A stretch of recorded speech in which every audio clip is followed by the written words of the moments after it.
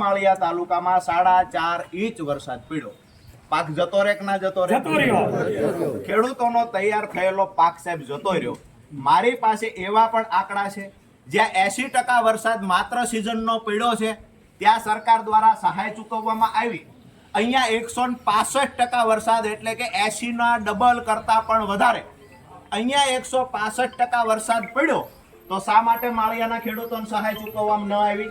Number 2, કમોસમી વરસાદના manual પ્રમાણે પણ માળિયા તાલુકાનો કાયદેસર સમાવેશ થાય તો પણ સહાય ચૂકવવામાં ન આવી. એટલે અમારી લાગણી ને માંગણી સાહેબ એ છે કે ઓક્ટોબરનો વરસાદ, ઓક્ટોબરની સહાય હજુ સરકારે જાહેર કરી નથી.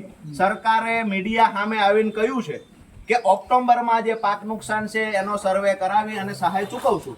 તો આપને વિનંતી કરીએ છીએ, અહીંના વિસ્તરણને બોલાવી લ્યો, જરૂર પડે જિલ્લા ખેતીવાડી અધિકારીને બોલાવો, જરૂર પડે તો કલેક્ટર ડીડીઓ સાથે મિટિંગમાં આ વાત મૂકો તમે. હવે અમારા ખેડૂતોને જ્યાં ખરેખર અહીંયા પાક નુકસાન છે, સરકારની મેન્યુઅલ પ્રમાણે કમોસમી વરસાદ અને અતિવૃષ્ટિમાં સમાવેશ થાય છે, તો આ ખેડૂતોને સહાય મળવા પાત્ર છે. આ ઠરાવ અહીંયાથી તમારા ઉપર મોકલવો જોઈએ. આ અમારી લાગણીની માંગણી.